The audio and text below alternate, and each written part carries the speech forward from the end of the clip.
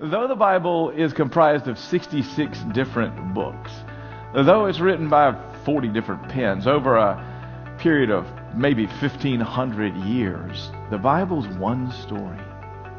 It's amazing that it's a unity, one big story that has one author, God Himself.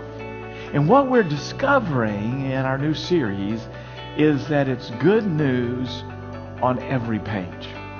And we were learning previously how to view and read the Bible as one story. We are just like Abraham. We're saved and delivered by what we believe, not what we do.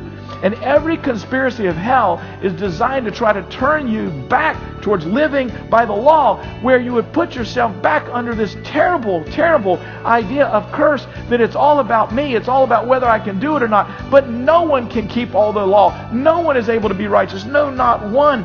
And therefore, we need a Savior. We need someone who would come and take our place.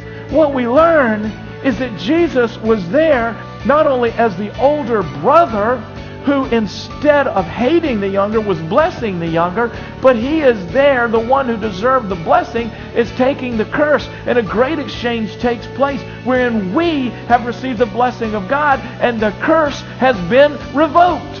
And therefore everyone who is in Christ is no longer under any curse, but instead your life is one of blessedness. These two subplots that are running through the Bible, older and younger brother, one who's blessed, one who's cursed, is tied into another subplot of blessing and curse. God blessed Adam and Eve. They sinned. Curse came into the world. And the question is, how is curse ever going to be broken? And Jesus comes, and it all ties together because Jesus takes the curse on our behalf, and we are set free. How exciting is it to read the Word of God when you start seeing it like this?